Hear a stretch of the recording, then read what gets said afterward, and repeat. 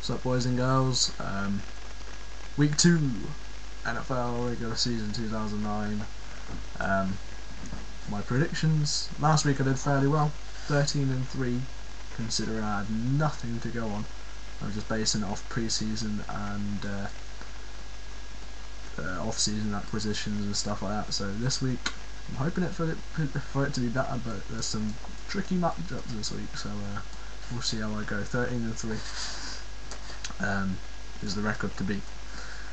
First matchup of the week, we got Carolina visits Atlanta. Atlanta had a very strong week. Week 1, Matt Ryan looks as good as, if not better than he did last season.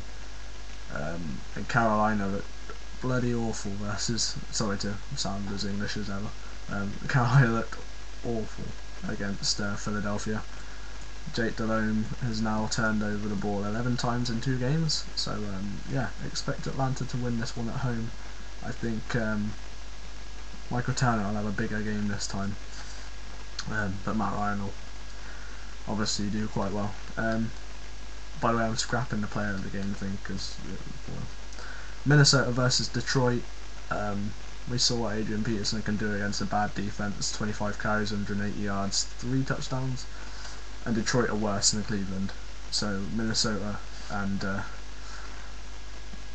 Brett Favre is going to do quite well in this game, I think, as well. But Adrian Peterson's going to wipe the floor with Detroit, possibly even better his stats from last week, which would be quite impressive and quite cool to see. So Minnesota wins versus Detroit. Cincinnati versus Green Bay. Now this was my first tricky one because I still think Cincinnati are a good team, but they got unlucky against Denver.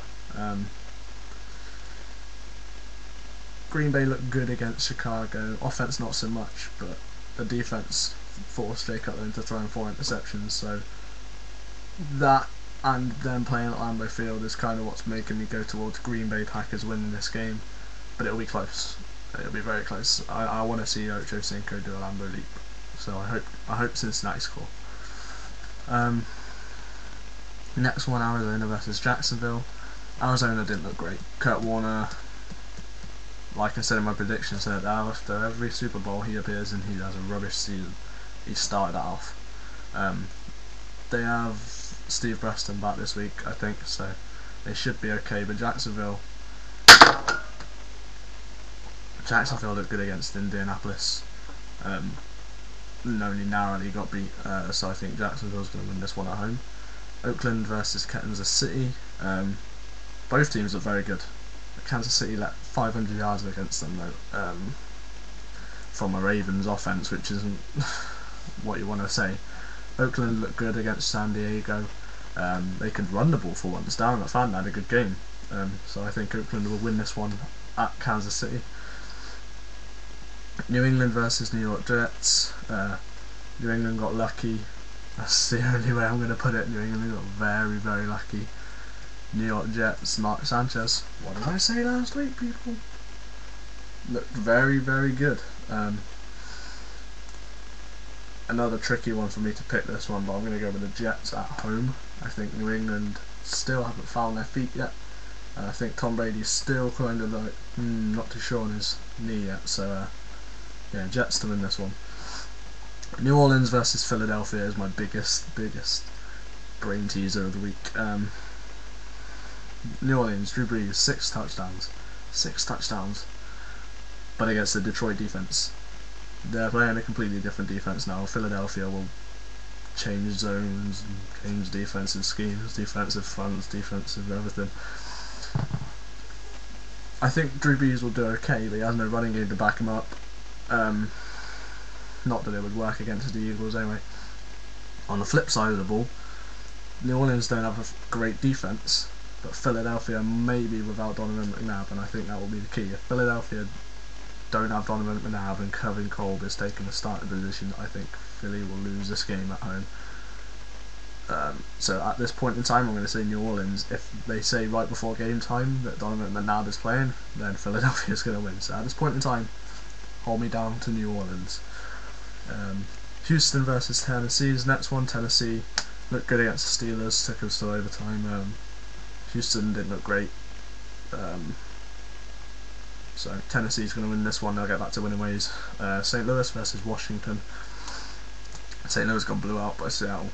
Washington didn't look great against New York, but didn't look bad against New York either. So Washington to win this game. Tampa Bay versus Buffalo. Buffalo almost beat the New England Patriots, apart from the Otis McKelvin's fumble. They did well with the screens and running game or passing game out to the flats to the running backs, and I think that's what will help them win against this Tampa 2 defense as well. So Buffalo to win that.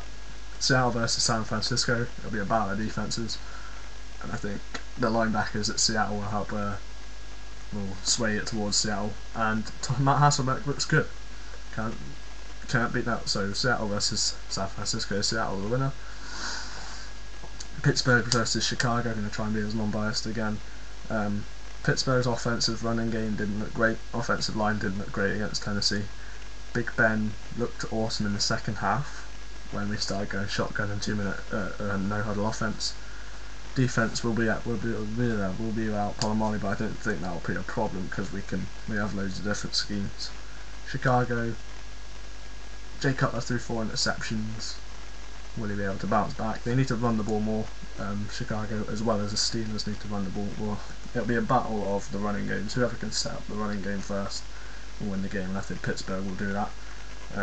Not just because of the Steelers fan, I think Pittsburgh will be able to do that. Cleveland versus Denver. Denver got lucky with a win against Cincinnati, but Cleveland are awful, so Denver's going to win this one. Baltimore versus San Diego. Another good matchup. Another one tough one to pick.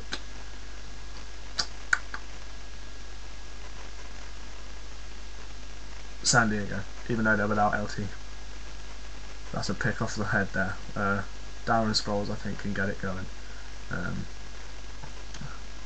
And I think they'll be able to stop Joe Flacco, so San Diego's going to win that one. New York Giants versus Dallas. Dallas looked very, very good without T.O. Giants looked okay. Eli Manning looked alright actually. Be a tough one. It's another tough one to pick, but I think Dallas is going to win it at home. I think that's the only reason they're going to win it, is because it's at home. If it was the other way around, Giants would win it. And Indianapolis versus Miami, I think my shock pick of the week. I'm going to go with Miami in this one. I think Indianapolis, without Anthony Gonzalez, I think are going to struggle to get any kind of offensive stuff going. They cannot run the ball. And Peyton Manning is just going to be zoned in on Dallas Clark and Reggie Wayne. So with Miami, Chad Pennington needs to get that ball downfield. They've lost any aerial threat because they're just focused around getting Ronnie Brown the ball. If they keep throwing the ball downfield using that Wildcat offense, I think Miami could win this game, so we'll see.